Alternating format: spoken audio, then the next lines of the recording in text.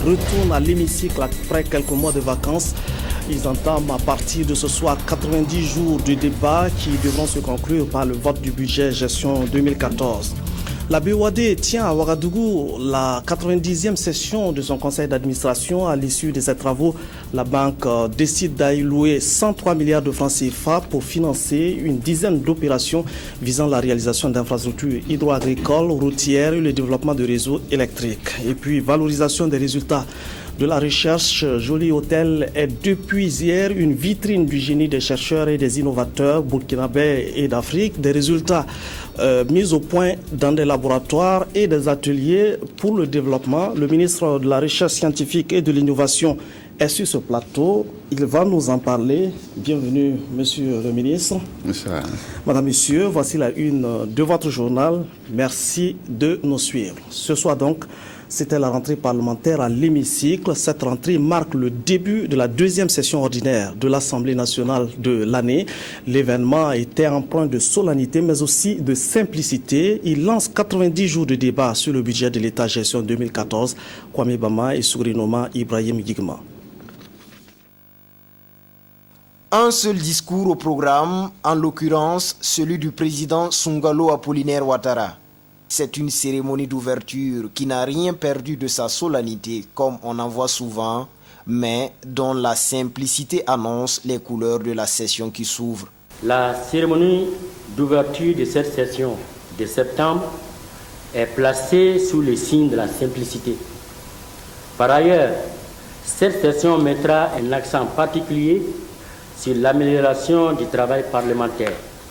Pour ce faire, le bureau de l'Assemblée a prescrit d'importantes mesures novatrices qui concernent entre autres la présentation des rapports en séance plénière, l'ouverture des travaux des commissions au public, la publicité des questions écrites. Ces réformes seront soutenues par l'introduction des technologies de l'information et de la communication ainsi que par le renforcement des capacités de l'administration parlementaire. Cependant, honorables députés, nous devons garder à l'esprit que l'essentiel du travail parlementaire s'est bâti en commission. Et les commissions Burkina Faso en compte 5. Parmi elles, celle qui sera sans doute la plus sollicitée au cours de cette session budgétaire, la CONFIB, Commission des finances et du budget. Le gouvernement, les groupes parlementaires et les commissions générales n'ayant fait aucune observation, l'ordre du jour de la deuxième session ordinaire 2013 de l'Assemblée nationale est adopté. L'exercice pour l'ensemble des députés, les 90 jours à venir, est de passer à la loupe les recettes et dépenses de l'État pour l'année 2014. En somme, examiner et voter la loi de finances selon les aspirations du peuple. La Banque ouest-africaine de développement va financer des opérations d'aménagement hydro-agro-pastoral et puis des routes et le développement des réseaux électriques. 103 milliards de francs CFA sont alloués pour la réalisation de ces projets au profit des pays membres de l'UEMOA. Le Burkina s'en sort avec 25 milliards de francs CFA destinés au financement de la réalisation du projet de construction d'un aéroport international à Donsin. Toutes ces décisions ont été prises par la 90e session du conseil d'administration de la BOAD qui s'est tenu ce matin à Ouagadougou. Le reportage de Momouni Soubeiga. À cette 90e session du conseil d'administration de la Banque ouest-africaine de développement BOAD, de nombreuses questions étaient à l'ordre du jour.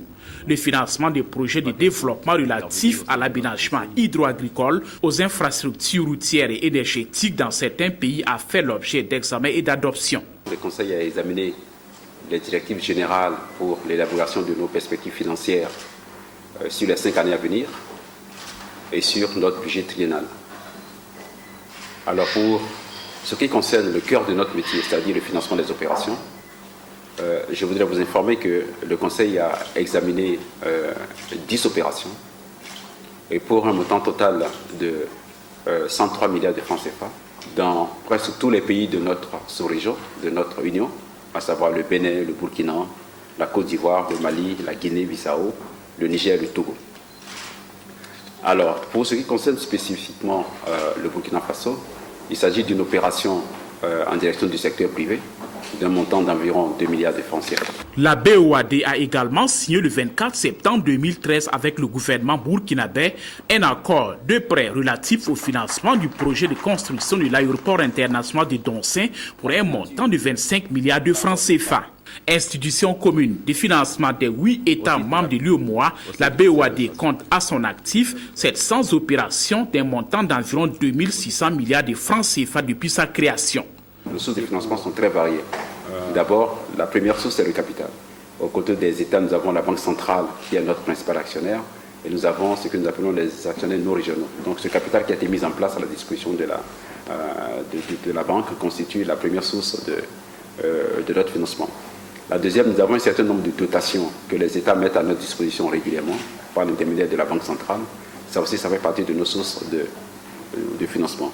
Nous avons ce que nous appelons de façon classique les lignes de refinancement, les lignes de crédit que nous obtenons de nos partenaires au développement. Le 14 novembre prochain, la banque va souffler ses 40 bougies en faisant le bilan des 40 ans d'intervention. Les ambitions de la BOAD, c'est d'affiner ses actions, de s'adapter aux nouvelles réalités de l'heure afin de mieux répondre aux besoins des populations et relever les défis de développement de la sous-région. Les ports de Tema et de Takorodi organisent une semaine commerciale à Ouagadougou. Le directeur général de ces deux plateformes portuaires, accompagné d'une forte délégation, va animer dans ce cadre un forum pour présenter aux opérateurs économiques burkinabés les avantages de ces deux ports ghanéens. Selon le directeur général, la mission qu'il conduit vise à renforcer les relations commerciales entre les ports de Tema et Takorodi et les partenaires clients du Burkina Faso. Il s'exprime au micro de Bouma Ernest Nebié. First and foremost, it's a privilege and opportunity for us. Nous sommes ici pour tout d'abord visiter les opérateurs économiques qui font des affaires avec les ports du Ghana et puis avoir des entretiens avec eux pour connaître quels sont les problèmes qu'ils rencontrent lors des affaires qu'ils font avec les ports du Ghana pour qu'ensemble on puisse réfléchir et trouver des solutions aux problèmes qu'ils rencontrent. Et ce n'est pas seulement la présence des ports du Ghana qui est ici, nous avons aussi les autres acteurs dans le domaine maritime. Le forum pour le jeudi, ça serait une plateforme ou bien une opportunité pour nous de présenter quels sont aux opérateurs économiques burkinabés, quelles sont les opportunités ou bien les avantages de passer ces marchandises à travers les ports du Ghana. Les ports de Tema et de Takoradi sont des ports très sécurisés. Et tout le corridor ghanéen est un corridor qui est très sécurisé.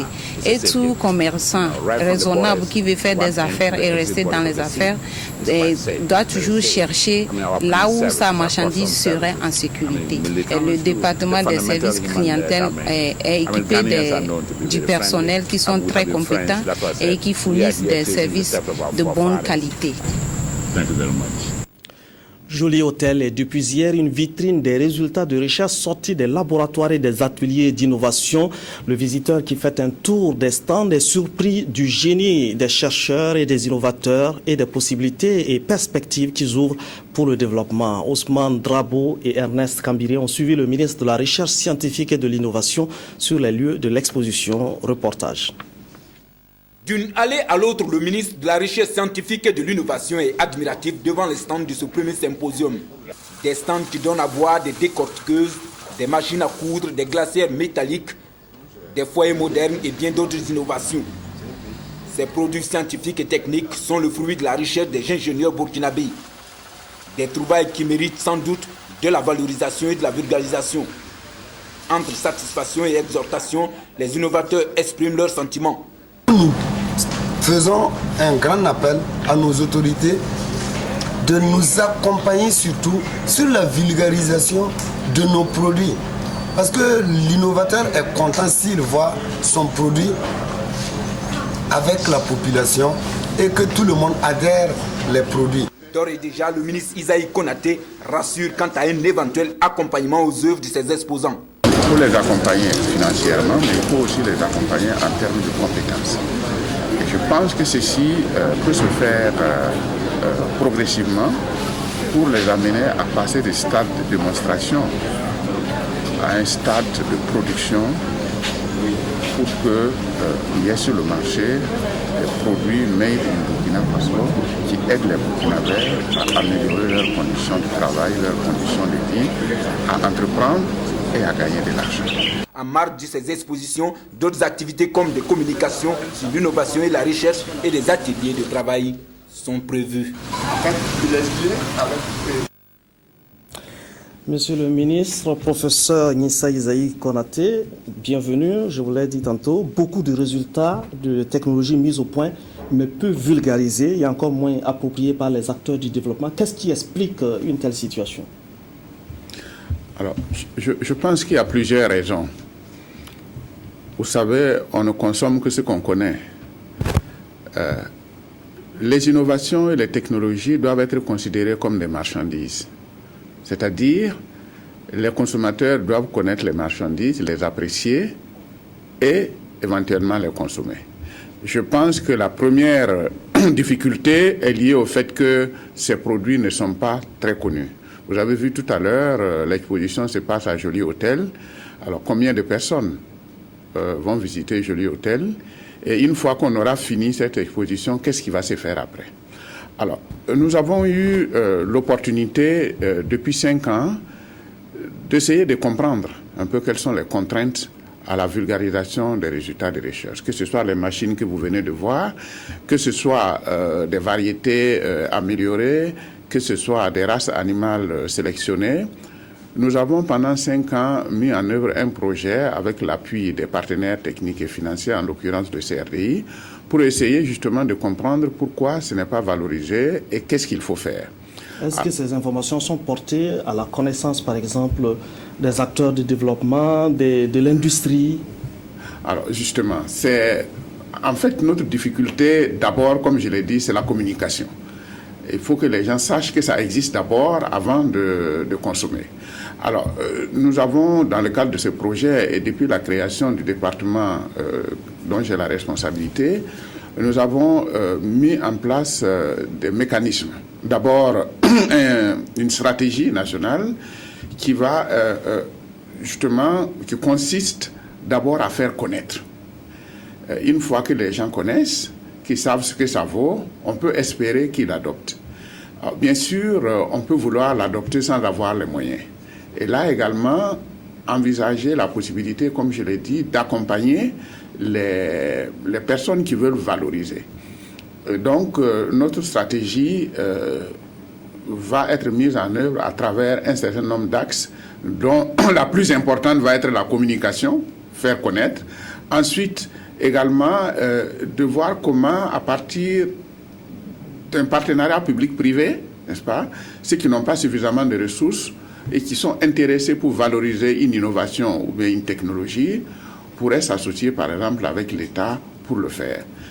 Parce que l'expérience des pays qui sont en avance sur nous montre qu'en réalité, à l'origine de la valorisation des innovations et de la technologie, il y a toujours un peu les pouvoirs publics qui servent un peu de starter pour permettre aux opérateurs économiques, à ceux qui veulent créer des petites et moyennes industries ou entreprises, de pouvoir démarrer, et progressivement, le pouvoir public se retire pour laisser en fait le jeu normal du secteur privé se jouer.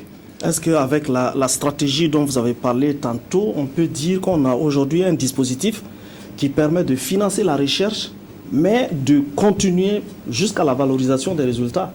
Qu'il y a ce continuum-là?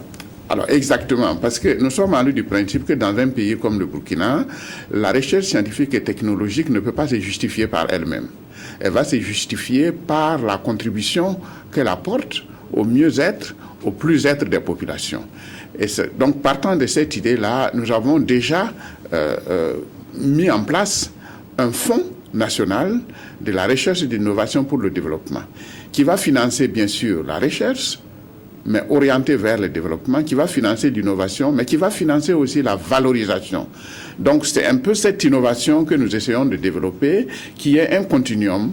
Les programmes de recherche et d'innovation qui vont être mis en œuvre vont être des programmes qui sont étroitement liés aux problèmes de développement. Et on ne va pas se contenter de dire, voilà, on a tel résultat, on a telle innovation, mais que ces résultats et ces innovations puissent passent directement dans le quotidien des Burkinabés, que ce soit des phytomédicaments, que ce soit des variétés de plantes, que ce soit des machines pour la récolte ou la transformation. Réellement, c'est ça, en fait, notre challenge, notre défi majeur au niveau de ce département-là. On connaît les avancées du Burkina en matière de biotechnologie. On connaît aussi les prouesses du Bondofa, qui est censé remplir nos greniers de maïs. Mais que fait-on pour devenir maître, par exemple, du solaire? Le soleil qui nous brûle tous les jours, est-ce qu'on ne peut pas investir pour que ce soit vraiment source d'énergie et qui nous dispense, par exemple, qui nous aide, par exemple, dans la climatisation et autres? Vous savez, dans le programme quinquennal de son Excellence, le Président, l'accès à l'énergie est un des axes très forts. Et l'énergie solaire est également, donc en plus des autres types d'énergie, est une priorité. Et donc au niveau de la recherche, en collaboration avec d'autres chercheurs du monde, parce que nous ne sommes pas enfermés, nous pensons justement qu'il faut développer l'énergie solaire et nous avons de ce point de vue un institut qui est spécialisé sur les questions d'énergie, qui est l'Institut de recherche en sciences appliquées et technologies, qui a déjà à son actif justement des réalisations dans le domaine solaire pour que finalement, comme vous le dites là, que le soleil cesse d'être seulement quelque chose qui brûle, mais qui aide bien sûr à avoir de l'énergie, en plus du fait que, évidemment, il est la base aussi de toutes les productions agricoles. Est-ce que nos limites dans la vulgarisation de nos recherches, mais même aussi dans la conduite de nos recherches, n'est pas liée aux sources de financement qui viennent le plus souvent de l'extérieur, commandées par des instituts qui sont hors de nos pays et qui nous dictent la politique de recherche? Alors, c'est vrai, c'est pour cela que nous avons voulu inverser la tendance. Nous avons toujours besoin de l'appui des partenaires financiers et techniques, mais nous avons voulu également que le budget de l'État, qui est la source de financement la plus sûre et la plus pérenne, que ce budget-là puisse également accompagner la recherche et la valorisation des résultats de la recherche. C'est un des arguments que nous avons avancé pour créer ce fonds. Et je dois vous dire que depuis que ce ministère a été créé en janvier 2011, le budget de l'État contribue beaucoup plus au financement et à la valorisation des résultats de recherche, à travers, bien sûr, le fonds, mais aussi à travers des dotations spéciales. Par exemple, pour l'année 2013, le ministère de l'économie et des finances a alloué à notre département un budget spécial pour la valorisation des produits locaux. Il s'agit essentiellement d'amener nos produits locaux du stade de consommation traditionnel à un stade de consommation plus évolué, à un produit qui est plus adapté à nos nouveaux modes de vie, par exemple la vie dans les villes, où on ne peut pas toujours faire tout le processus. Pour le fonio, par exemple, c'est difficile de demander à une femme ici d'aller prendre le fonio, de piler, de nettoyer et de commencer en ce moment à faire la cuisine. Donc nous avons ciblé un certain nombre de produits locaux sur lesquels nous sommes en train de travailler pour avoir de la valeur ajoutée, mais aussi pour les adapter au mode de consommation, par exemple dans les centres urbains. D'accord. Le Premier ministre, à l'ouverture du symposium, a émis des inquiétudes légitimes sur la relève des chercheurs. Il a parlé de génération vieillissante de chercheurs. Ceux qui trouvent sont en train de vieillir, sont en train peut-être de partir à la retraite. Est-ce que la relève est assurée? Qu'est-ce qui est fait pour qu'il n'y ait pas de rupture? Lorsque nous avons pris fonction au niveau du ministère de la Recherche scientifique et de l'innovation qui venait d'être créé en 2011, nous étions déjà conscients de ce problème-là et nous en avons fait en fait un défi majeur. 2012, nous avons élaboré un plan, n'est-ce pas, de renouvellement justement du personnel. Malheureusement, pour des raisons budgétaires, nous n'avons pas pu mettre ce plan-là en œuvre en 2012, mais en 2013, le gouvernement a adopté n'est-ce pas, un plan de recrutement au niveau de la recherche pour assurer cette relève-là. À titre d'exemple, le CNRST compte à peu près 900 personnes. Et le tiers... 100 chercheurs? Non, 900 personnes. Et le tiers de ce personnel-là est constitué de chercheurs, l'autre tiers est constitué de techniciens, et le dernier tiers est constitué essentiellement de personnel d'appui. Alors, nous avons réalisé des études et nous sommes rendus compte que quand vous prenez ces personnels-là, ceux qui ont entre 19 et 39 ans représentent seulement 20%. Ceux qui ont entre 39 et 49 représentent à peu près 36%, et ceux qui ont entre justement 49 et plus, n'est-ce pas, représentent 43%. Donc ça confirme un peu ce que son Excellence a dit ce matin, le personnel est vieillissant. Et du coup, nous avons proposé qu'on puisse recruter sur une période de 10 ans des jeunes pour assurer la relève. Et 10 ans en 2 phases de 5 ans. Alors, la première phase de 5 ans est en train d'être mise en route. Et dans 5 ans, on devrait recruter environ 325 chercheurs et techniciens.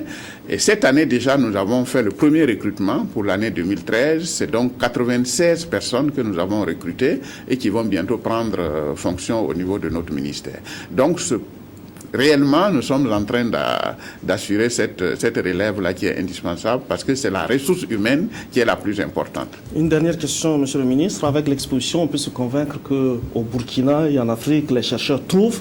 Est-ce qu'on peut espérer un jour avoir un prix Nobel d'innovation et voilà, un prix Nobel? Alors, moi je suis convaincu que nous aurons un prix Nobel. Vous savez que le prix Nobel, c'est souvent des opportunités, n'est-ce pas?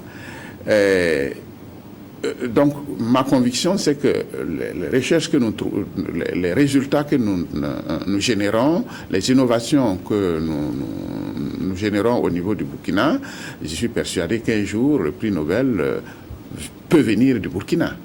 Merci bien, Monsieur Konaté, ministre de la Recherche scientifique et de l'Innovation. Le ministre de l'Environnement et du Développement durable engage une concertation sur des projets de textes réglementaires relatifs à l'exploitation des produits forestiers non ligneux. Les 10 projets sont soumis à l'appréciation des acteurs. L'ambition du ministère est de faire des produits forestiers non ligneux une filière de référence pour le développement économique du Burkina Faso. Ousmane Drabo et Ramatou Zida. Convenu d'un avant-projet d'arrêté portant composition et mission de cadre de concertation sur les produits forestiers non ligneux, c'est l'objectif principal de cette rencontre. Les produits forestiers non ligneux suscitent un intérêt particulier auprès des populations quant à leur portée médicinale et alimentaire, d'où la nécessité de trouver des mesures de protection et de prévention.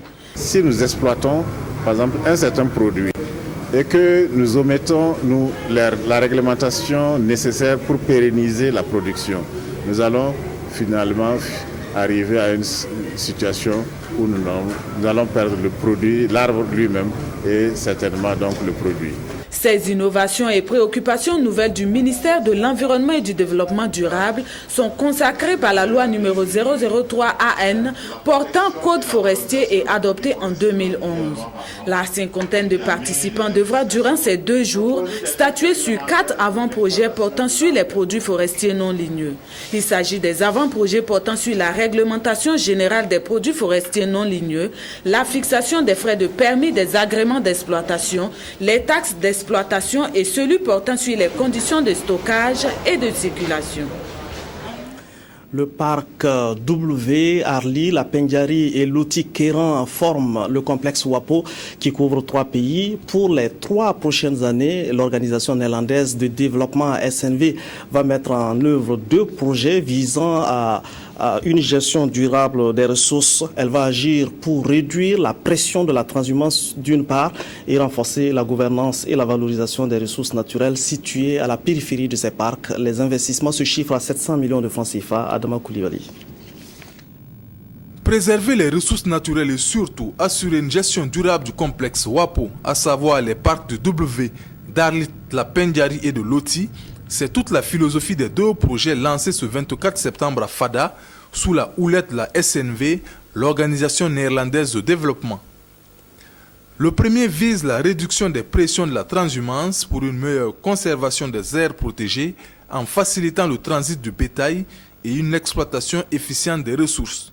Quant au second, il a pour finalité le renforcement de la gouvernance et la valorisation des ressources naturelles des périphéries des parcs d'Arlit et de la Pendjari. Ce projet a beaucoup de volets. Comment est-ce qu'on préserve l'environnement? Comment on préserve aussi le passage du bétail? Comment on préserve la paix sociale? Et comment on fait en sorte que personne n'est lésé économiquement?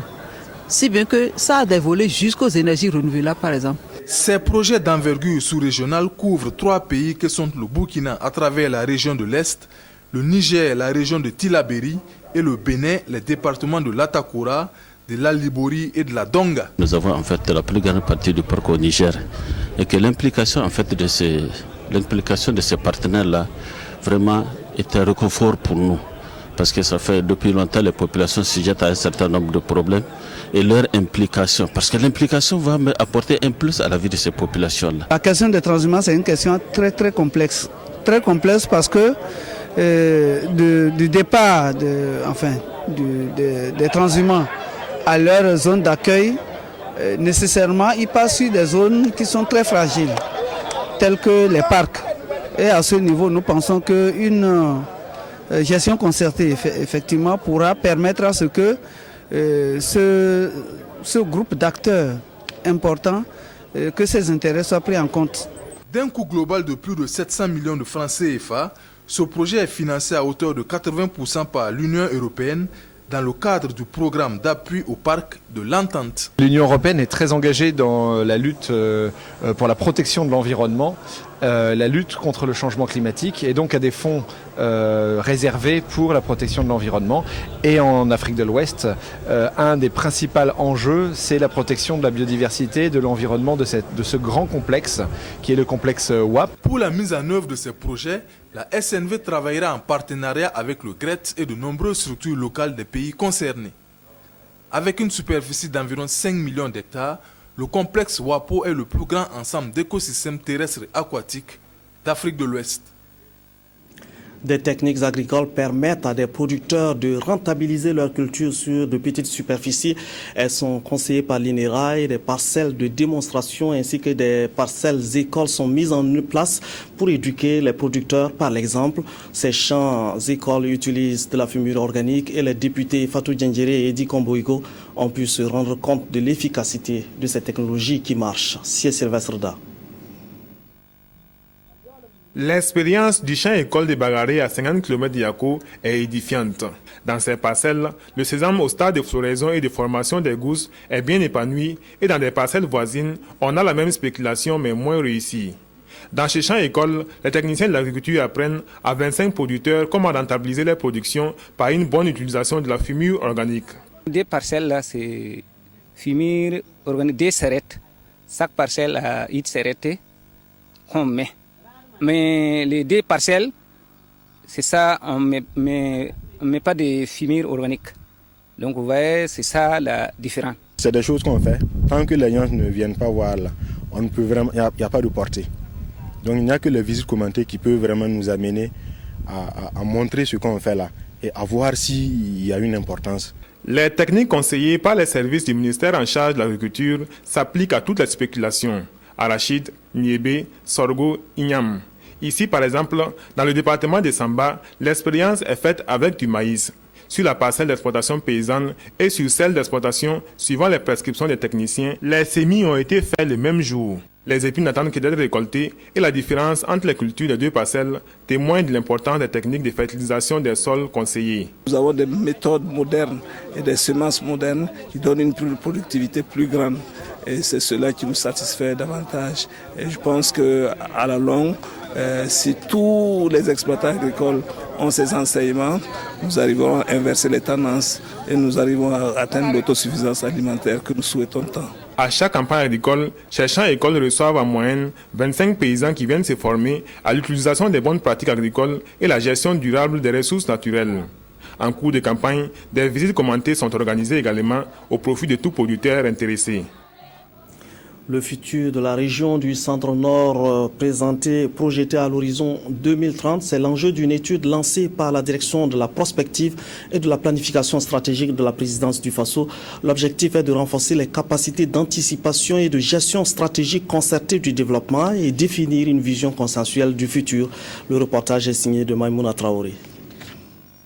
Dans 8 mois, les populations de la région du Centre-Nord devraient disposer d'un ensemble de documents décrivant un cadre prospectif de référence et une vision consensuelle pour la région. L'étude qui vient d'être lancée se propose de faire une analyse rétrospective et diagnostique de la situation économique, sociale, politique et culturelle de la région en vue de définir des stratégies adéquates de développement à l'horizon 2030. Nous avons beaucoup de richesses, mais dans la pratique, ce n'est pas canalisé. Et cette étude va venir nous aider, nous soutenir pour que dans nos actions futures, nous puissions vraiment prendre des dispositions, développer des stratégies et pouvoir vraiment accompagner les populations et accompagner aussi le développement de la région du Centre-Nord. C'est une initiative de la direction de la prospective et de la planification stratégique. Elle entend ainsi accompagner le processus de décentralisation et outiller les acteurs des collectivités territoriales en matière de démarche et d'analyse prospective. Le programme quinquennal du chef de l'État vise, entre autres, à faire de chaque région une zone économique spéciale qui contribue efficacement au développement national. Alors, avec des instruments comme la SCAD, le schéma national d'aménagement du territoire, les politiques sectorielles, les plans régionaux de développement, le Burkina Faso dispose déjà d'un cadrage macroéconomique cohérent et complet. L'apport de la prospective, c'est simplement d'ajouter des éléments quantitatifs, mais surtout qualitatifs, qui vont aider à assurer la veille et l'anticipation dans les domaines clés en vue de garantir à notre pays un développement intégral et harmonieux. La démarche de l'étude prospective est essentiellement bâtie sur des enquêtes et des approches participatives. Des études similaires seront menées dans les 12 autres régions. Pour faire avancer la cause de la femme, l'Association des femmes juristes agit auprès des officiers de police judiciaire et des praticiens du droit comme les avocats et les magistrats. L'association a organisé un atelier à leur intention pour les familiariser avec les instruments juridiques qui assurent protection à la femme contre les discriminations et les violences faites aux femmes. L'association attend de ses acteurs une juste application de la loi en faveur des femmes. Pélagie Bempanomé, Sawadogo. Au Burkina Faso, les femmes sont de plus en plus victimes de formes particulières de discrimination en raison de leur genre. Pourtant, il existe des textes régissant la protection des droits des femmes, des textes qui malheureusement sont méconnus et mal appliqués. L'Association des femmes juristes du Burkina Faso intensifie la lutte à travers la promotion des instruments juridiques. Au Burkina, nous avons tout un arsenal juridique qui protège les droits des femmes. Malheureusement, ces textes ne sont pas connus et souvent même par nous-mêmes praticiens du droit. C'est pourquoi toutes nos excuses pour l'interruption de cette édition due à une coupure d'électricité. Nous allons revoir cet élément de la formation des gendarmes et des avocats ainsi que des magistrats sur les instruments juridiques qui protègent la femme. Un reportage signé de Pélagie Mpantomé, Sawadogo. Au Burkina Faso, les femmes sont de plus en plus victimes de formes particulières de discrimination en raison de leur genre. Pourtant, il existe des textes régissant la protection des droits des femmes, des textes qui malheureusement sont méconnus et mal appliqués. L'Association des femmes juristes du Burkina Faso intensifie la lutte à travers la promotion des instruments juridiques. Au Burkina, nous avons tout un arsenal juridique qui protège les droits des femmes. Malheureusement, ces textes ne sont pas connus et souvent même par nous-mêmes praticiens du droit. C'est pourquoi nous avons donc initié ces formations pour nous familiariser davantage avec donc ces textes et également voir avec nos collègues officiers de police judiciaire quel accueil réservé donc à ces femmes victimes de violences pour qu'elles puissent donc rentrer dans leurs droits. Ce sont des officiers de la police judiciaire, des magistrats et des avocats qui seront formés. Ces acteurs étant les premiers recours lorsque les femmes sont en situation de violence. Ils vont s'approprier des instruments juridiques internationaux de protection des droits des femmes comme la Convention contre l'élimination de toutes les violences faites aux femmes et le protocole de la Charte. Ils vont aussi passer en revue les textes juridiques nationaux, à savoir le Code pénal, la Constitution et le Code des personnes et de la famille. Les 5 jours de formation devraient leur permettre d'être suffisamment outillés afin d'accompagner les femmes dans la protection de leurs droits. Saria inaugure son centre de promotion féminine, un centre qui va être un cadre de promotion des femmes de cette commune rurale du centre-ouest située à 25 km de Koudougou. Le reportage de Nathalie Sawadougou. Après la rencontre avec les femmes de la province du Bulkiemde, la délégation s'est déportée dans la commune rurale de Saria, située à 25 km de Koudougou.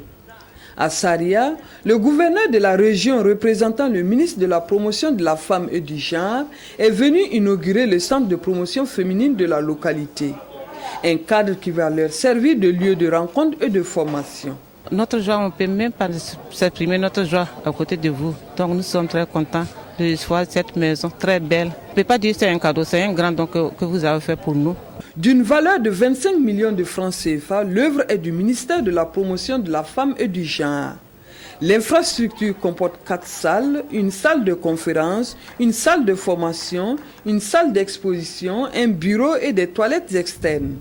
Les femmes de Saria, très émues, promettent d'en prendre soin afin qu'elles puissent leur servir longtemps. Les maladies non transmissibles sont en forte croissance dans les formations sanitaires. Parmi ces maladies, l'hypertension artérielle et le diabète sucré qui apparaissent comme les plus récurrentes avec des complications graves pour les patients et pour le système sanitaire.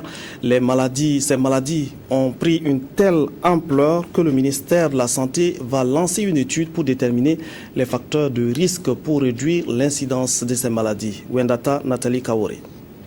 Comme leur nom l'indique, les maladies non transmissibles sont des maladies qui ne se transmettent pas d'un individu à l'autre et qui ne sont pas dues à des agents infectieux.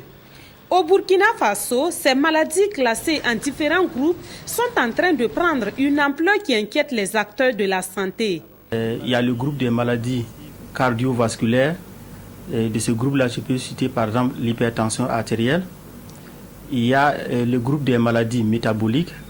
De ce groupe, je peux citer le diabète. Il y a les cancers. Il y a les maladies respiratoires chroniques telles que l'asthme. Dans les formations sanitaires, l'hypertension artérielle est l'une des maladies cardiovasculaires qui croît d'année en année.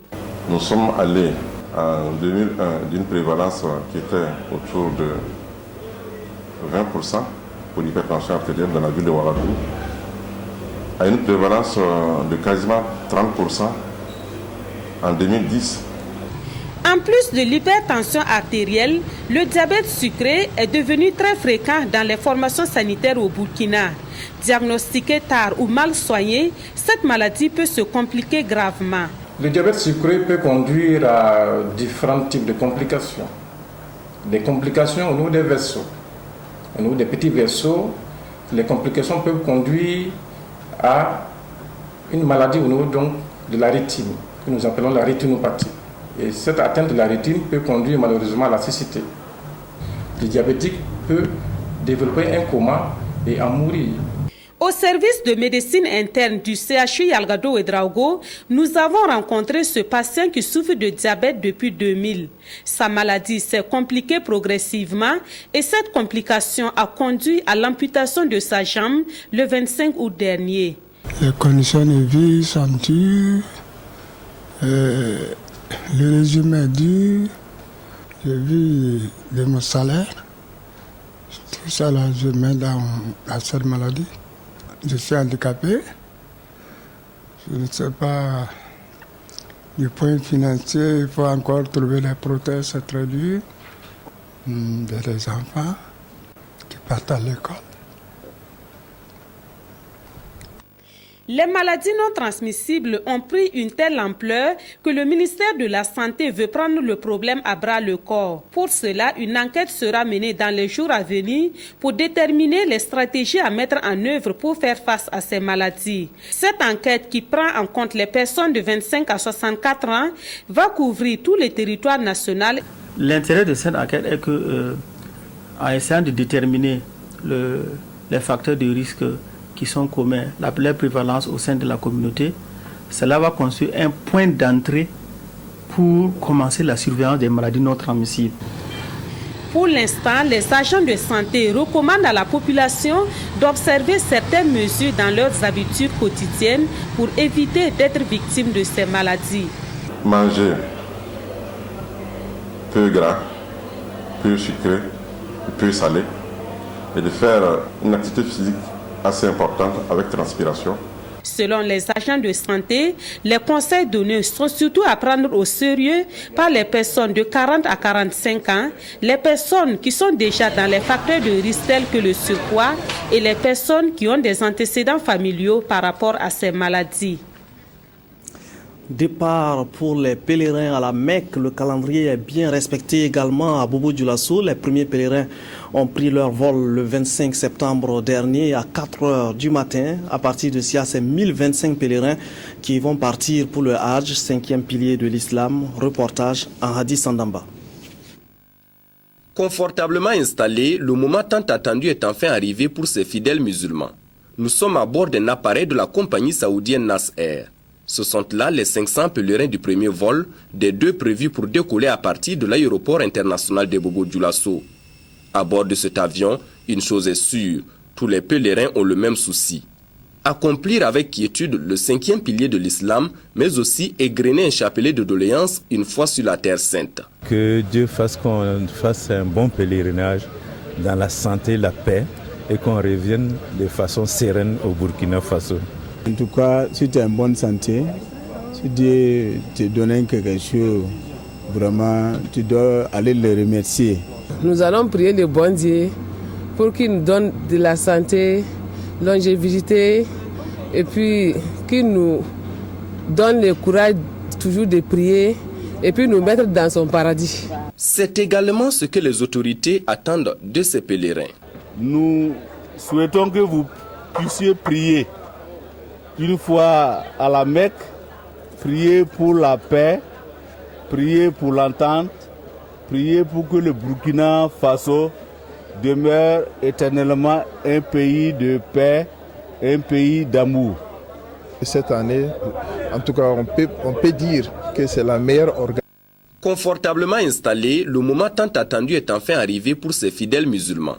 Nous sommes à bord d'un appareil de la compagnie saoudienne Nas Air. Ce sont là les 500 pèlerins du premier vol, des deux prévus pour décoller à partir de l'aéroport international de Bobo-Dioulasso.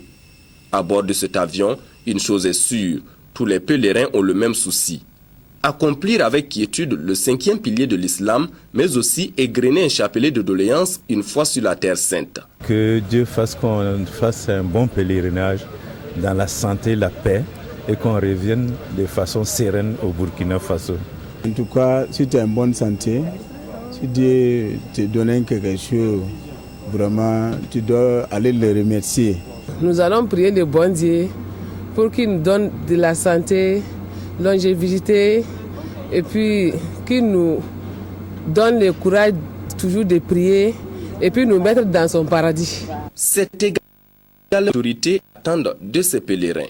Nous souhaitons que vous puissiez prier une fois à la Mecque, prier pour la paix, prier pour l'entente, prier pour que le Burkina Faso demeure éternellement un pays de paix, un pays d'amour. Cette année, en tout cas, on peut dire que c'est la meilleure organisation. Donc il n'y a plus de souffrance. Je crois que ce sont les fruits des anciens échecs des pèlerinages. Vraiment, on a tiré beaucoup de leçons. Nous sommes très contents Et donc nous félicitons et nous remercions le gouvernement en lui demandant de continuer dans ce sens. Nous vous souhaitons en tout cas un bon pèlerinage et un bon retour donc, au pays. Et pour en arriver à cette unanimité de l'ensemble des acteurs, le Hajj 2013 a connu une organisation toute particulière. Techniquement, il y a eu une organisation particulière. Il y a eu un comité de suivi. Ils sont venus même jusqu'à Bobo ici, jusqu'à ce que l'avion parte. Et ils nous ont assistés du début jusqu'à la fin. Prévu pour décoller à 2h30, c'est finalement 1 heure après, à savoir 3h30 que l'avion a quitté l'aéroport international de Bobo-Dioulasso pour Médine. Le deuxième vol, lui, est prévu dans 24 heures et il transportera 500 autres pèlerins. Pour ce qui est de ceux qui manqueront le dernier vol, il est prévu un départ à partir de Ouagadougou. À noter enfin que tous les retours sont programmés pour début novembre prochain. À 24 heures de l'ouverture du Salon international du tourisme et de l'hôtellerie de Ouagadougou, on s'active pour finir l'aménagement des stands. 5 pays sont inscrits pour la 10e édition du CITO. Le point avec le secrétaire exécutif du CITO que Moussa Semporé et Marguerite Douagnou ont rencontré. La 10e édition du Salon international du tourisme et de l'hôtellerie de Ouagadougou ouvre officiellement ses portes ce jeudi 26 septembre dans la capitale burkinabé. À la veille de ce rendez-vous majeur du monde du tourisme de la sous-région ouest africaine, les organisateurs affichent une sérénité. Tout est fin prêt pour la fête. Les stands sont déjà montés dans les 2 pavillons. Un pavillon réservé aux professionnels du tourisme et de l'hôtellerie et un pavillon réservé aux métiers connexes, c'est-à-dire l'artisanat et autres métiers qui se rattachent au tourisme. Les pays commencent à arriver. Nous avons le Tchad qui est là depuis 3 jours. Ils sont venus par la route et donc ils sont là. La Côte d'Ivoire arrive cet après-midi. Le Niger est déjà là. Une partie de la délégation aussi est venue par la route. Et le Togo s'est annoncé. Au total, c'est 142 stands qui ont été montés. Mais depuis ce matin, la demande est très forte et nous essayons de satisfaire la demande. Ça veut dire que ce chiffre va évoluer, en tout cas cet après-midi et jusqu'à demain matin, dans la mesure du possible. Et le nombre de visiteurs, on escompte avoir au moins 20 000 visiteurs. L'impact du CITO sur le secteur touristique n'est plus à démontrer en Afrique. En 10 ans, ce salon qui se veut une vitrine des potentialités et de l'offre en matière de tourisme se positionne comme un événement africain incontournable pour les professionnels. Et ce ne sont pas les responsables du tourisme burkinabé, initiateurs de ce cadre de rencontre, qui diront le contraire. 10 ans de CITO sans discontinuer, c'est déjà un point positif. Et il y a un aspect positif par rapport à la notoriété du Burkina et ça vient confirmer le Burkina dans son rôle d'organisation de manifestations internationales. Et deuxièmement, il y a la promotion même de la destination Burkina Faso.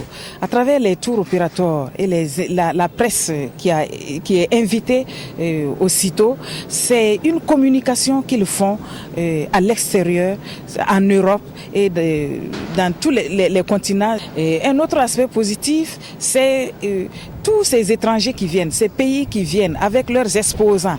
Il y a quand même des retombées financières au Burkina Faso. Dès demain, le site du CIAO sera le lieu de convergence des professionnels et amateurs du tourisme d'Afrique et d'ailleurs pour des espaces de rencontres et d'échanges et des opportunités d'affaires. La destination Burkina Faso sera au cœur de l'événement et l'intégration par le tourisme une fois de plus magnifiée à Ouagadougou. Dans l'enceinte du CIAO, les préparatifs vont donc bon train. Décoration des stands, déballage des objets d'exposition, remplissage de formalités administratives. C'est la course pour être prêt demain à l'heure de la visite des stands par les officiels qui seront présents à l'ouverture. Le reportage de Abdul Rasmane Zongo. Demain jeudi, Ouagadougou sera sous le feu des projecteurs du CITO 2013, Salon international du tourisme et de l'hôtellerie de Ouagadougou. À 24 heures de l'événement, nous avons fait un détour sur le site du CIAO, enceinte censée abriter la cérémonie inaugurale. Pavillons, stands, tribunes officielles sont quasiment installés ou presque. Coups de ciseaux et de marteau par-ci, aménagement et discussion par-là, c'est l'ambiance générale qui règne, sans grande affluence pour l'instant. Mais participants et invités restent confiants et attendent. J'étais intéressée de revenir ici parce que je trouve qu'il y a une bonne ambiance. Il y a beaucoup de participants et ça nous met des contacts entre nous tous hôteliers. On a besoin de ça, de ne pas rester éloignés des uns des autres et avoir une bonne collaboration. Il fait chaud, mais sinon c'est bon, c'est cool, ouais, c'est bien. Mais comme chaque année, ça fait la 4e année qu'on est aussitôt. On aime bien, c'est l'animation annuelle qui nous est attribuée à nous. Les sportifs ont leur championnat, nous on a le salon, donc c'est bien. Je pense qu'à 24 heures de la cérémonie, tout se passe bien. Et ce que nous entendons vraiment de cette édition, c'est vraiment qu'il y ait d'affluence pour nous permettre aussi, nous structurer, de pouvoir aussi communiquer et vendre nos produits. Ouvriers, manœuvres, décorateurs et autres mettent les bouchées doubles pour les derniers réglages. On est là pour décorer la stand de Tchad, donc on est là pour travailler. On essaie de voir si on va finir d'ici à 22h ou à 23h. On a un autre stand à faire, donc il faut qu'on fasse ça vite et puis aller là-bas pour faire quoi. On est en train de travailler là-dessus, mais j'espère que d'ici demain on peut finir. Voilà, on est en train de travailler quoi. Ce n'est pas encore fini, mais c'est presque. L'importance du tourisme n'est plus à démontrer, nous confie cet étudiant. Le développement d'un pays peut dépendre du tourisme parce que si réellement le secteur est vraiment bien entretenu, vous allez voir que les touristes vont venir et ça fait des gains pour le pays. Et on dit généralement même que c'est le secteur le plus prometteur dans l'avenir. 3 jours, c'est le temps imparti pour le 10e CITO du 26 au 29 septembre. Dernier élément de ce journal, le directeur général du Centre national des archives était dans les locaux de la RTB pour évaluer les conditions d'archivage sonore et audiovisuel de la RTB.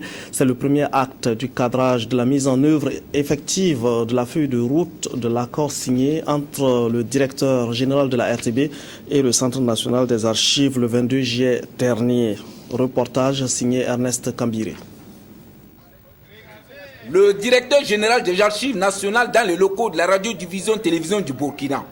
Une visite qui s'inscrit dans le prolongement du protocole d'accord de partenariat signé le 22 juillet dernier entre les deux structures.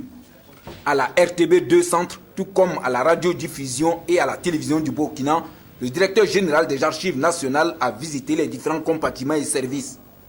Il s'est surtout intéressé en tant que premier responsable des archives nationales au Burkina aux conditions d'archivage sonore et audiovisuel de ces 3 organes de service public. J'ai été impressionné par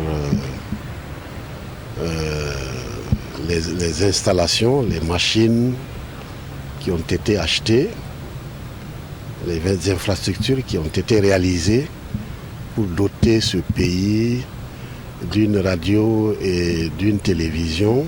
Mais il faut poursuivre les efforts. Les infrastructures sont insuffisantes. Il faut pouvoir avoir un espace qui permette aux travailleurs de travailler à l'aise. Déjà, nous avons quelques appareils qui permettent à la RTB de mieux travailler et on va poursuivre l'action. Les archives vont être traitées, les archives audiovisuelles, on en parlait tout de suite, traitées et transférées au niveau des archives nationales pour conservation. En plus des archives audiovisuelles, il y a aussi des archives écrites qu'il faut aussi traiter dans les règles de l'art et pour les conserver afin de les mettre à la disposition des chercheurs, des citoyens et de tout le monde. Cette visite se veut le premier acte de cadrage de la mise en œuvre effective de la feuille de route du protocole d'accord de partenariat signé entre les archives nationales et la RTB.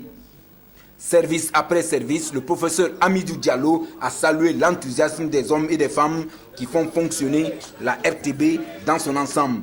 Il a souhaité que la RTB dispose plus d'infrastructures et de moyens financiers qui lui permettent d'être encore plus performante pour le grand bonheur des Burkinabés des villes et des campagnes. Voilà, c'est la fin de cette édition. Merci de nous être restés fidèles.